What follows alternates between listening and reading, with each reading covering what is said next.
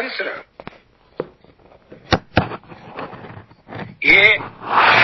એ મંત્રને કઈ રીતે, કયા હેતુથી ક્યાં પ્રયોગ કરવો, એની જે સમજ છે એ તંત્ર છે. અને એને પ્રયોગ કરવાનો જે વિધિ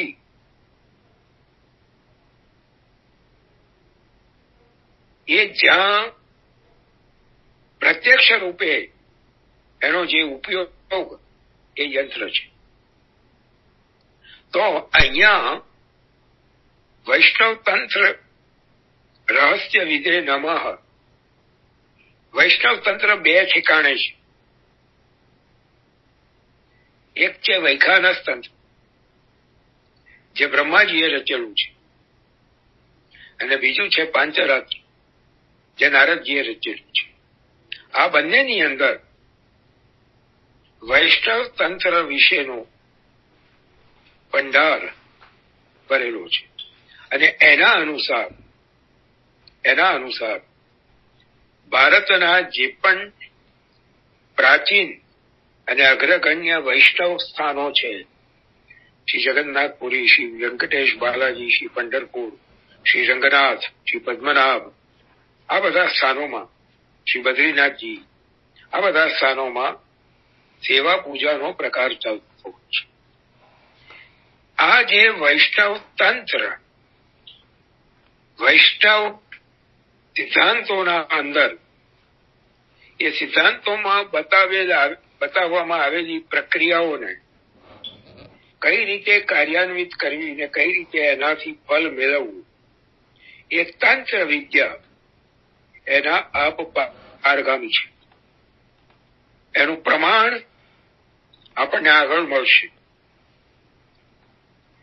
મંગલાચરણનો નમામિ હૃદયે શેષે એ શ્લોક શ્રી મહાપ્રભુજીનો રચેલો, એના ઉપર તંત્ર શાસ્ત્રના દ્રષ્ટિકોણથી જે વિસ્તૃત વ્યાખ્યા આપે સંસ્કૃતમાં રચી છે, અને એનો હિન્દી અનુવાદ પણ આપણે પોતે જ કર્યો છે, એ શ્રી ભાવ નિકુંજમાં પ્રકાશિત થયેલો છે એ લેખ. અને એની જયારે આપણે ચર્ચા કરીશું, એ નામ આગળ આવશે, ત્યારે સમજાશે કે વૈષ્ણવ તંત્રના પારગામી રહસ્યને જાણનારા કઈ રીતે આપ સાબિત થાય છે, સિદ્ધ થાય છે. આપશ્રીની જે પ્રતિભા, જે બહુમુખી પ્રતિભા, જે બળવાકી વૈષ્ણવોને આપશ્રીના ચરણોમાં બેસીને આપશ્રીના અગાધ જ્ઞાન ભંડારમાંથી આચમન કરવાનો અવસર પ્રાપ્ત થયો છે, એમને ખબર છે. કોઈ વિષય એવો નથી કે જેના પર આપતું પ્રભુત્વ ના હોય.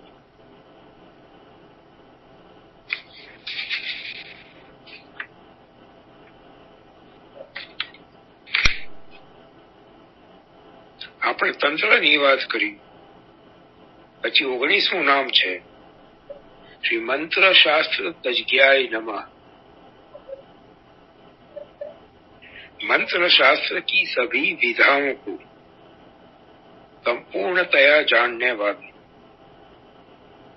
मंत्र शास्त्र की सभी विधाओं के संपूर्ण ज्ञान वाले, જેમ તંત્ર શાસ્ત્ર છે એમ મંત્ર શાસ્ત્ર છે. મંત્રના અક્ષરોનું શું મહત્વ છે? મંત્રના બીજાક્ષર કયા હોય, કયા બીજ અક્ષર કયા મંત્રને લગાવવાથી એ મંત્રનું સામર્થ્ય વધે, એ મંત્રનું બલ વધે, કયો મંત્ર કોને ફલીભૂત થાય, કયા મંત્રનું અનુષ્ઠાન કયા પ્રકારે થાય, આ બધી બાબતો મંત્ર શાસ્ત્રના અંતર્ગત આવે. આ મંત્ર શાસ્ત્રને પણ આત્મસાત કરનારા એવા આપશ્રી છે. મંત્ર શાસ્ત્રના જ્ઞાતા છે એટલું જ નહીં, પણ આગળનું 20મું નામ છે શ્રી મંત્ર દ્રષ્ટે નમઃ. મંત્ર એટલે શું? કોઈના મનમાં આવી અક્ષરો ગોઠવીને બનાવે એ મંત્ર ન કહેવાય. ઋષય મંત્ર દ્રષ્ટાર. ઋષિઓ જે મંત્રો શાસ્ત્રોમાં પ્રગટ થયા છે, જેમ કે ગાયત્રી મંત્ર છે, દ્વાદશાક્ષર મંત્ર છે,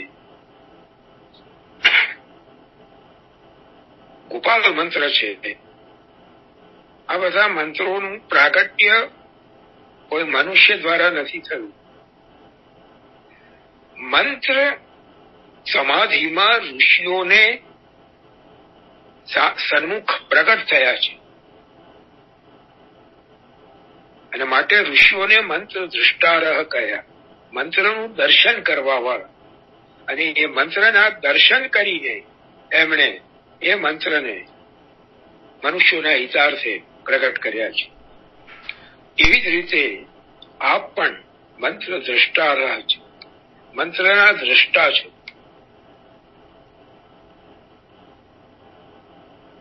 સમાધિમાં અનુભવીને એ અનુભવને પ્રગટ કર્યા છે. શ્રી દ્વારકેશ અષ્ટકમ પૂર્વમાં આપણે એનું રસપાન કરી ચૂક્યા છીએ. અને શ્રી વાગીશ કુમારજી મહારાજ શ્રી આપશ્રીના જ્યેષ્ઠ પુત્ર આપશ્રીના ઉત્તરાધિકારી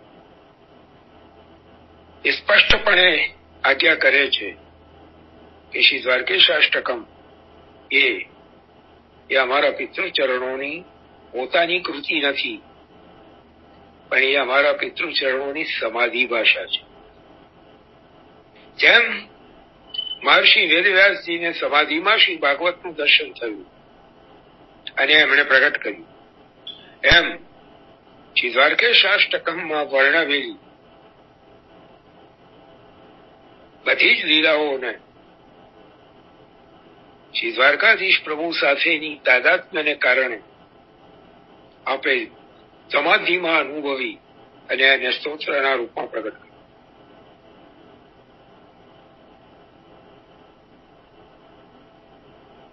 વિનંતી કરી હતી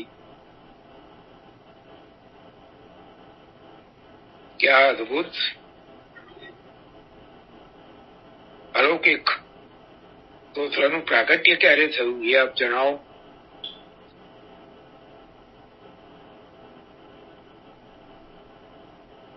ત્યારે પોતાની સ્મૃતિ ઉપર જોર આપીને યાદ કરીને બોલ્યા, अब ज्यादा तो याद नहीं है, बस इतना याद है कि होली की रात थी.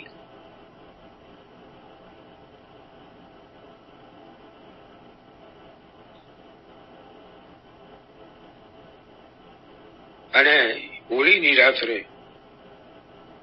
સમાધિ અવસ્થામાં આપણે આ સ્તોત્ર સ્ફુર્યું છે અને આપે એને આપણા માટે પ્રગટ કર્યું છે. મંત્ર દ્રષ્ટારહ એ સિવાય પણ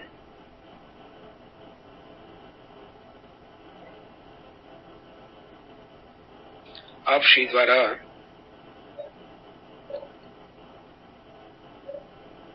પ્રગટ થયેલા મંત્રો છે, પણ એ આપશ્રીએ પોતાના માટે અને પોતાના ઉત્તરાધિકારીઓ માટે સુરક્ષિત રાખ્યા છે, એટલે એને અહીંયા પ્રગટ કરી શકાય એમ નથી. પણ શ્રી દ્વારકેશ અષ્ટકમની ધ્રુવ પંક્તિ ભજે સ્વામીની વલ્લભમ દ્વારકેશમ 12 અક્ષર છે. દ્વારકેશ અષ્ટકમની જયારે આપ એ 12 અક્ષરનો એ પણ એક દ્વાદશાક્ષર મંત્ર છે, ભજે સ્વામીની વલ્લભમ દ્વારકેશમ. સ્તોત્ર આખું મંત્રાત્મક છે, એની પણ આપણે ચર્ચા કરી ચુક્યા છીએ. સ્તોત્રના જે 6 અંગ હોય એ 6 અંગ દ્વારકેશાષ્ટકમમાં કયા કયા છે એની પણ આપણે ચર્ચા કરી ચુક્યા છીએ, એટલે એનું પુનરાવર્તન નથી કરતું. એટલે પણ એની આ ધ્રુવ પંક્તિ જે છે એ પણ એક મંત્ર છે, દ્વાદશાક્ષર મંત્ર છે, પણ એનું અનુષ્ઠાન ગુરુદેવની આજ્ઞા વિના ન થાય. આ મંત્ર શાસ્ત્રનો એક નિયમ છે. કોઈ પણ મંત્ર ગમે એટલો શક્તિશાળી કેમ ના હોય, પણ જ્યાં સુધી ગુરુદેવના મુખથી પ્રાપ્ત નથી થતું, ગુરુદેવ દ્વારા જ્યાં સુધી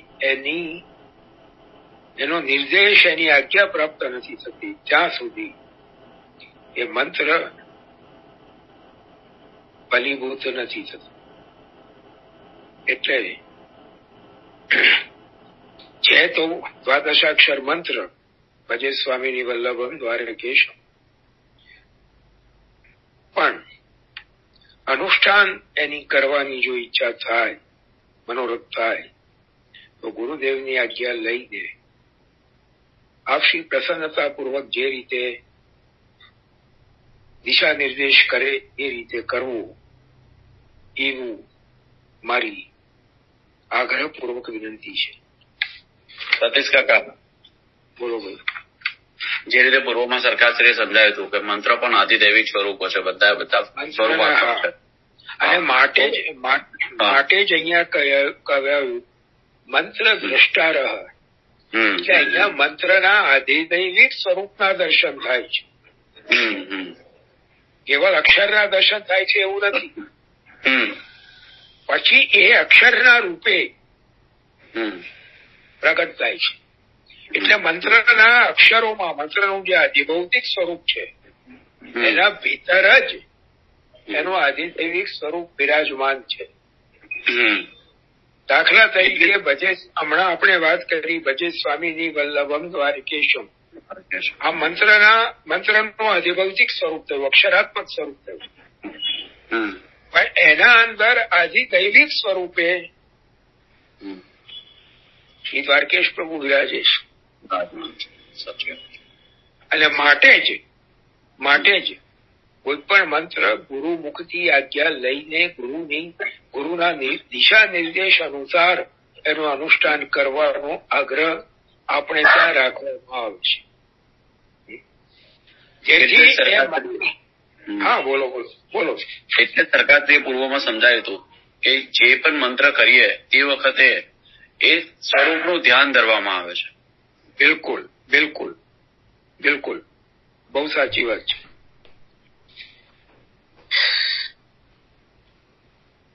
આજે ફરી જે ભગવતીજીના મનમાં મનોરથ થયો સરકારશ્રીના નામોનું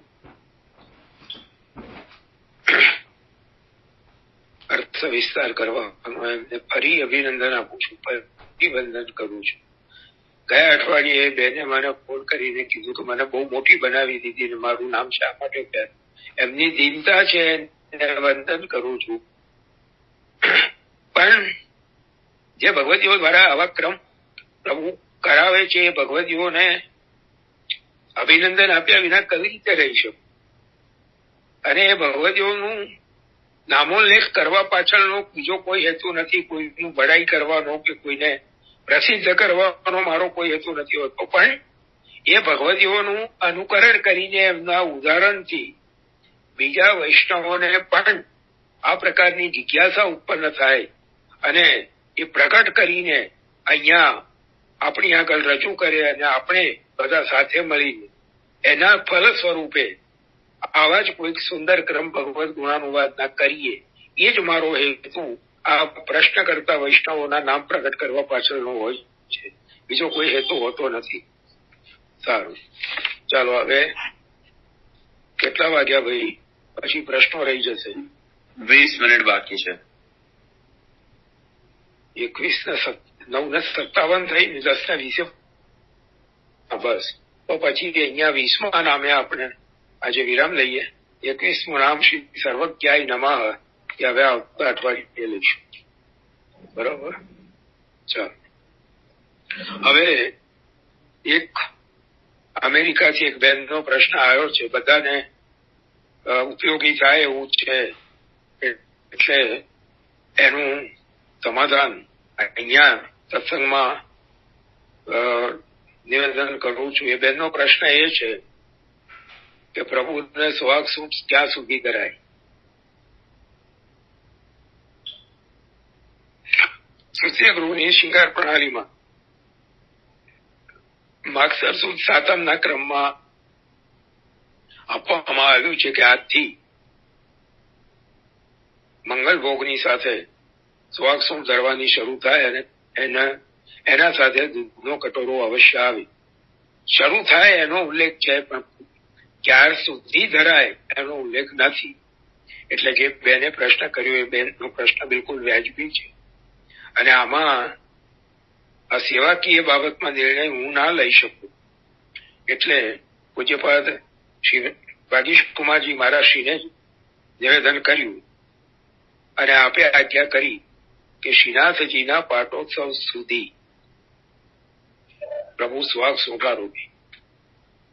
એટલે જે પણ વૈષ્ણવોને ત્યાં તૃતીય ગૃહની શૃંગાર પ્રણાલી બિરાજતી હોય એમને વિનંતી કે આ શૃંગાર પ્રણાલીમાં આ પ્રમાણે નોંધ કરી લે, જેથી કાયમ માટે આપણને યાદ રહે અને ક્રમ આપણે સાચવી શકીએ અને પ્રભુને એ પ્રકારે લાડ લડાવી શકીએ.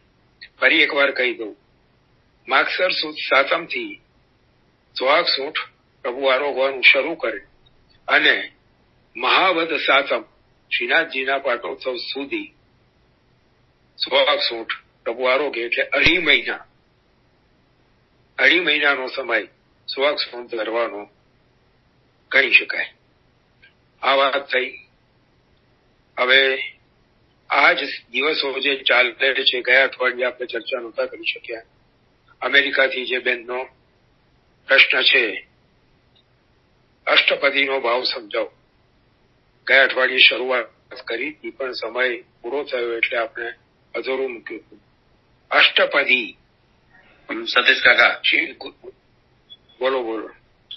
ફરી એકવાર આગ્રહપૂર્વક કહી દો કે જો વૈષ્ણવ સુહાગ સૂટ ધરે તો જોડે અવશ્ય દૂધનો કટોરો ધરે. હા, દૂધનો કટોરો અવશ્ય સુહાગ સૂટની સાથે આવવો જોઈએ. અને હા, એ બરાબર પ્રસંગે આપણને કીધો તો. હા. હવે બહુ કારણ કે શૃંગાર પ્રણાલીમાં પણ સ્પષ્ટ ઉલ્લેખ કરવામાં આવ્યો જ છે. સ્વાભિલક્ષુ નિશાબેને શું લખ્યું હતું મને વંચાયું નહીં બરાબર, કઈક કોમેન્ટ હતી. શૃંગાર પ્રણાલીમાં પણ સ્પષ્ટ બતાવ્યું છે કે સ્વાગ સૂંટની સાથે દૂધનો કટોરો અવશ્ય આવે. ડોલના દિવસ 4 નંગ આવે ને એ મને ભાઈ તૃતીય ગૃહની પરંપરામાં પ્રણાલીમાં છે કે નહીં એ મને ખબર નથી. એ શૃંગાર પ્રણાલીમાં જોવું પડે. પાછળ મોટા ઉત્સવોનો સેવાક્રમ આપેલો છે અને એમાં દોલોત્સવમાં 4 ભોગોમાં કઈ સામગ્રી આવે એનો પણ વિગતવાર ઉલ્લેખ કરેલો છે. એમાં જોવું તો ખ્યાલ આવે કે ડોલના દિવસે આ સ્વાગ સૂંઠ આવે કે ના આવે. કારણ કે આ બેનનો પ્રશ્ન આવ્યો અને એ જ દિવસે શ્રી વાગીશ કુમારજી મહારાજશ્રી સાથે ફોન ઉપર વાત કરવાનો અવસર મળ્યો હતો, ત્યારે મેં પૂછ્યું હતું અને આપે આ આજ્ઞા કરી હતી કે પાટોત્સવ સુધી આરોગ્ય. એટલે એનાથી વધારે વિગત મારી પાસે નથી. જો શૃંગાર પ્રણાલીમાં દોલોત્સવની 4 ખેલની સામગ્રીનો જે ઉલ્લેખ છે એમાં જો હોય તો ખરું, નહીં તો પછી કદાચ આ કોઈ બીજા ઘરનો ક્રમ હોય એવું બની શકે. મને અત્યારે ચોક્કસ ખબર નથી, એટલે એના વિશે હું કોઈ વાર લઈને કે ચોક્કસપણે ખાતરીપૂર્વક કઈ કહી શકું એમ નથી. ચાલો. હા કાકા, ભગવત સ્મરણ. હા બોલો. હા બસ ના, એટલે મેં જ લખ્યું હતું કારણ કે મને એવો ખ્યાલ હતો કે મહાવદ સાતમ સુધી આવે પણ ડોલના દિવસે ઢીનો ખેલ થાય એટલે ઠાકોરજી. હા, એટલે તમારે ત્યાં જો શૃંગાર પ્રણાલી બિરાજતી હોય તો પાછળ જે મોટા ઉત્સવનો ક્રમ આપ્યો છે એમાં ઢોલના 4 ખેલમાં કઈ કઈ સામગ્રી ભોગમાં આવે છે એ પણ બતાવેલી છે. એટલે એમાં જરાક નજર કરી લેશો તો તરત ખ્યાલ આવી જશે. બરાબર. અને કાકા આના જોડે જ એક ક્વેશ્ચન હતો, તમને આગળ કરેલો છે પણ બહુ પહેલા કર્યો એટલે જસ્ટ રિમાઇન્ડર માટે કે આપણે હવે કાચની ધરશે પ્રભુ, તો આપને પૂછ્યું હતું એકવાર કે મહાવત સાતમ થી લઈને ચૈત્ર મહિના સુધી ચોલી સહિત ધરશે.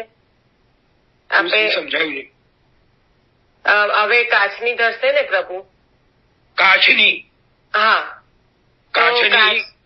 કાચની એટલે મુકુટનો શૃંગાર શરૂ થશે ત્યારથી કાચની સુથન કાચની ધરવાની શરૂ થશે, પણ કાચની ઉપર ચોલી આવે. હા, ચોલી ક્યાં સુધી આવશે કાકા? મહાવત સાતમ થી આપે કીધું તું. મહાવત સાતમ થી એવું નહીં, મહાવત સાતમ પછી ઠંડી ઓછી થાય ત્યારથી મુકુટનો શૃંગાર શરૂ થાય. એટલે મહાવત 11 થી શરૂ થાય, અથવા ફાગણ સુદ 20 થી શરૂ થાય, અથવા ફાગણ સુદ 5મ થી શરૂ થાય. એ પ્રમાણે હા ઠંડી અમે અહીંયા વડોદરામાં સામાન્ય રીતે આપશ્રીને વિનંતી કરીને પૂછી લઈએ છીએ, અને મોટે ભાગે વડોદરામાં મહાવત 11 એટલે પાટોત્સવ પછીની જે 11 આવે 4 દિવસ પછી ત્યારથી મુકુટનો શૃંગાર શરૂ થતો હોય છે. અને મુકુટનો શૃંગાર શરૂ થાય ત્યારે સુતન કાછડીની સાથે ચોલી વસ્ત્ર આવે, અને સાંજે જયારે મુકુટનો શૃંગાર મુકુટ વડો થાય ત્યારે કાચની વડી થાય અને ઘેરદાર વાઘો ધરે. બરાબર. શયનમાં જો અષ્ટાયામ સેવાનો પ્રકાર હોય તો. બરાબર. અને એક એ ચોલી વસ્ત્ર ક્યાં સુધી આવે? ચોલી વસ્ત્ર મહાપ્રભુજીના ઉત્સવ સુધી આવે. મહાપ્રભુજીના ઉત્સવ સુધી. હા, એ જ ખાસ. અને મહાપ્રભુજીના ઉત્સવ પછી પુરુષોત્તમજીના બધાઈનો જ્યારથી પ્રારંભ થાય વૈશાખ સુદ એકમના દિવસે પુરુષોત્તમજીનો ઉત્સવ આવે. એટલે મહાપ્રભુજીના ઉત્સવ પછી 13 ના દિવસે વધાઈ શરૂ થાય, અને એ દિવસથી શ્રીઅંગ ઉપરના વસ્ત્રો બંધ થાય. એટલે કાચની જોડે ચોલી ધરવાની બંધ થાય, ઘેરદાર બંધ થાય, ચાકદાર બંધ થાય. કટીની નીચેના વસ્ત્રો શરૂ થાય, ધોતી ઉપરણા ને એ બધા વસ્ત્રો જે ઉષ્ણકાળમાં આવે એ ચૈત્રવત 13 થી શરૂ થાય. અને અહીંયા પછી અત્યારે જે કાચનીનો ક્રમ લખે છે ને એમાં ચોલીનો ઉલ્લેખ પણ નથી કરતા અને રંગનો પણ નહીં. તો પછી જે રંગની કાચની હોય એ પ્રમાણે ચોલી. સાંભળો કાચની હોય એ પ્રમાણેની ચોલી કરી શકાય. જયારે અલગ રંગ હોય છે ત્યારે ઉલ્લેખ શિંગાર પ્રણાલીમાં કરેલો હોય છે. હા, ચોવાની ચોલી હોય ત્યારે કરેલો હોય છે. બાકી તો બરાબર છે. કેમ કે શરદ પૂર્ણિમાનો શિંગાર છે, શરદ પૂર્ણિમાની શિંગારમાં શ્યામ ચોલી સ્પષ્ટ બતાવેલી છે. સફેદ ધોરાની શ્યામ ચોલી એવું લખેલું છે. બરાબર. એટલે જ્યાં પણ એ પ્રકાર હોય છે ત્યાં એ ઉલ્લેખ કરેલો છે. નહીં તો એવું સમજી લેવાનું કે જે રંગના સુથન કાચની છે એ જ રંગનું પીતાંબર આવશે અને એ જ રંગની ચોલી આવશે. કારણ કે ડોલ ઉત્સવના દિવસે પણ ચોવાની ચોલીનો ઉલ્લેખ છે. ચાલો. હા, જય શ્રી કૃષ્ણ. અષ્ટપદીના ભાવ સમજાવો. અષ્ટપદી શું છે? શ્રી ગુસાઈજીનો એક અદભુત રસપૂર્ણ ગ્રંથ છે શૃંગાર રસ મંડળ. એનું 3જું પ્રકરણ છે દશોલ્લાસ, અને એ દશોલ્લાસ પ્રકરણનો બીજો કે ત્રીજો ઉલ્લાસ એ આ અષ્ટપદી છે. ગયા અઠવાડિયે આપણે ચર્ચા કરી હતી. શ્રી ગુસાઈજી પ્રભુ ચરણે સ્વયં આજ્ઞા કરી છે, પ્રાર્થયે રસિકા સ્વૈરમ પશ્યંત વેદમ મહર્નિશમ એતદ રસાન અભિજ્ઞસ્તુ મહાદ રાક્ષીદપી વૈષ્ણવ. જે રસિક છે એમને શ્રી ગુસાઈજી એમ કહે છે કે આ ગ્રંથને અહર્નિશ વિચારો, એનું મનન કરો, એનો રસાસ્વાદ કરો. પણ જે આ રસથી અજાણ છે એ ભલે વૈષ્ણવ હોય તો પણ આના ઉપર દ્રષ્ટિ પણ કરશો. તો હવે રસિક જેને કીધા તો રસિક કોણ? આમાં અધિકાર કોનો? રસિકનો. તો રસિકની વ્યાખ્યા શું? આપી વ્યાખ્યા, રસિકા કામ વર્જિતા, જેનામાંથી લૌકિક કામ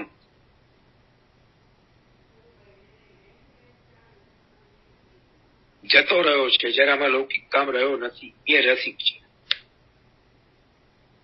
એટલે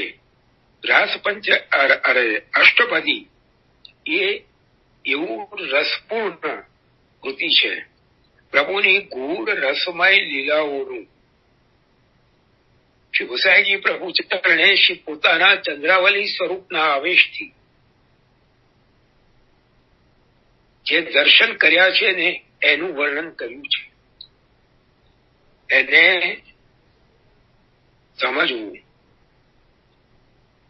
જ્યાં સુધી આપણામાં લૌકિક કામનો અંશ પણ છે ત્યાં સુધી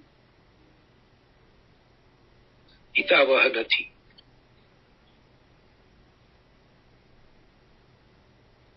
લીનાબેન ચોકસી.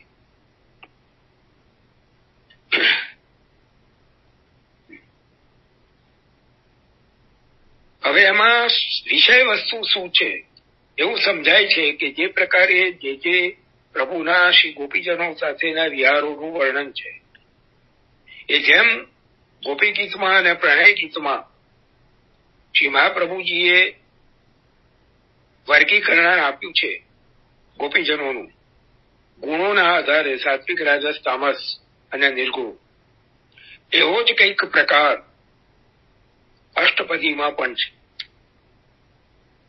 જે પણ ગોપીજનનો જે પણ મનોરથ છે એ એમના અંદર જે ગુણનું સ્થાપન પ્રભુએ કર્યું છે એનાથી સંબંધિત છે. એ જ ગુણ એમને એ પ્રકારનો મનોરથ કરવા માટે પ્રેરે છે. અને એ મનોરથની પૂર્તિ એમના અનુરૂપ થઈને પ્રભુ કઈ રીતે કરે છે એ આખો પ્રકાર 8 શ્લોકોમાં શ્રી ગોસાઈજી પ્રભુ ચરણોએ વર્ણવ્યો છે. જેમ મહારાષ્ટ્રમાં શ્રીમદ ભાગવતમાં જેમ વર્ણન આપણને પ્રાપ્ત થાય છે અને એના ઉપર શ્રી સુબોધિનીજીમાં શ્રી મહાપ્રભુજીએ જે રીતે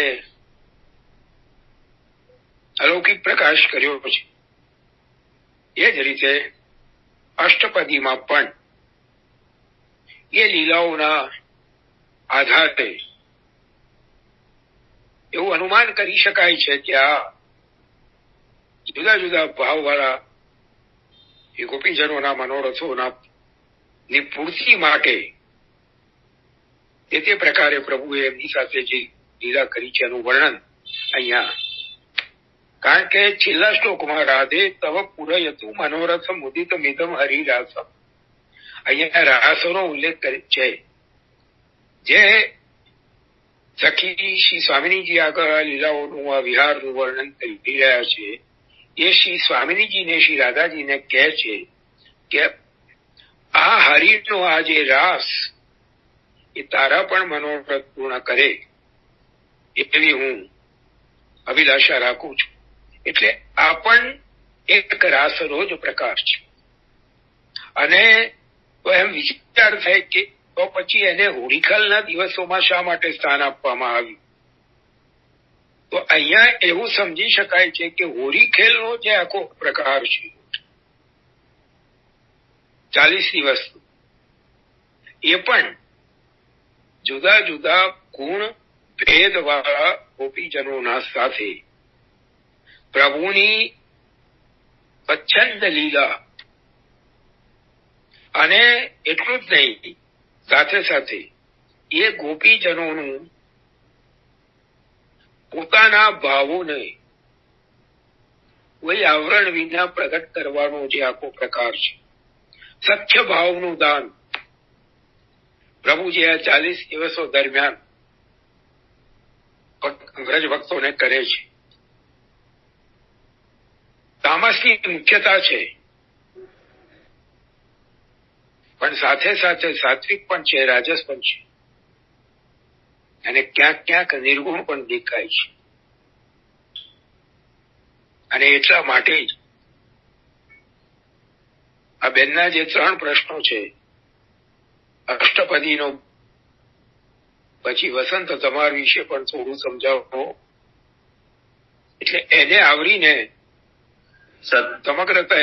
હા બોલો. સતીશ કાકા, આજે જે રીતે તમે મને સમજાયું ને એ જો સમયની અવકાશ હોય ને તો લો કે રશિયાનો ક્રમ અલગ છે, ગમાર અલગ છે, કીર્તન અલગ છે, અને પ્રભુ સન્મુખ શું અંગીકાર કરવું ને શું અંગીકાર ના થાય એ જે આજે તમે સમજાયું એ જો અનુકૂળ હોય તો એકવાર લઈ લો, આની સાથે સાથે જો લઈ લો. એટલે એને જ સ્પષ્ટ કરવા માટે એ આખો લીલાનો પ્રકાર સમજાય એના માટે આપણે ત્યાં 10-10 દિવસ નું વિભાગીકરણ છે. પહેલા 4 દિવસ વસંતના છે, પછીના 10 દિવસ ધમારના છે, પછીના 10 દિવસ ફાગના છે, અને છેલ્લા 10 દિવસ હોળીના છે. ઉત્તરોત્તર જેમ જેમ દિવસ જાય તેમ તેમ ખેલની તીવ્રતા, ખેલની અધિકતા, ઇન્ટેન્સિટી વધતી જાય છે. શરૂઆતના 10 દિવસ આપણે વસંતના જ પદો ગાઈએ છીએ, અને ખેલ જે થાય છે એ પણ સૂક્ષ્મ થાય છે. વસંત રાગના પદો ગવાય અને સૂક્ષ્મ ખેલ થાય. આ નંદાલયના અંદરની લીલા છે. યશોદાજીની દેખરેખમાં ગોપીજનો નિત્ય પ્રતિ તુમ મેરે ઘર આવહુ માનહુ સુફલ ગરી રીંગન કર કાન આંગન મેં. એના પરથી સમજાય છે કે પહેલા 10 દિવસ એ નંદાલયમાં યશોદાજીના સાનિધ્યમાં આ ખેલનો સૂક્ષ્મ પ્રકાર છે. પછીના 10 દિવસ નંદાલયની બહાર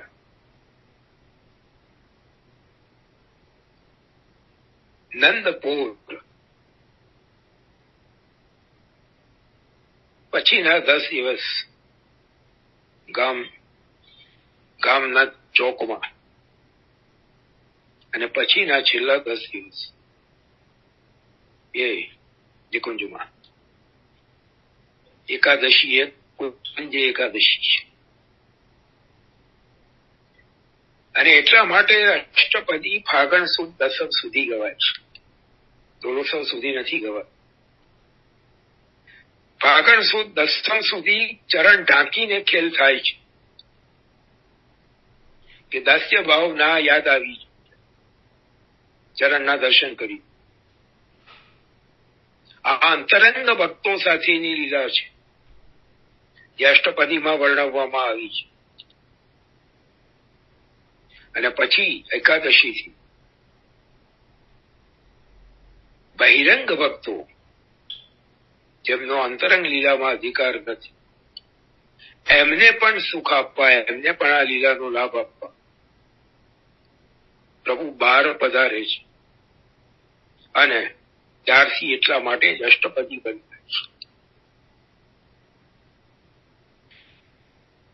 હોરી દંડો રોપાય ત્યારથી કપોલ મંડાય, ભગવો ક્યારથી ધરવાનો, હોરી દંડો રોપાય ત્યારથી.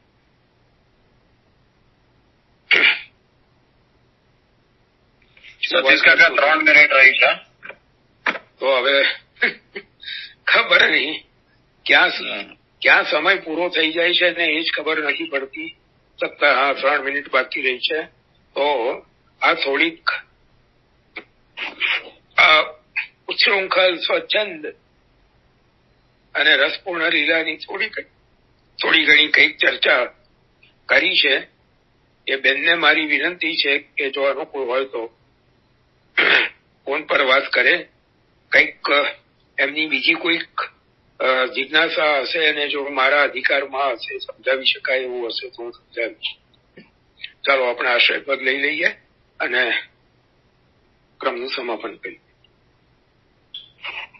શ્રી વલ્લભ પ્રભુ કરુણા સાગર जगत उजागर वल्लभ के चरण कमल की बलि बलि बलि बलि जाइए जगत उजागर वल्लभी सृष्टि समाज संग मिली जीवन को फल पाई श्री वल्लभ गुण गाइए याते रसिक कहाइए जगत उजागर श्री वल्लभ करुणा सागर जगत उजागर वल्लभाधीश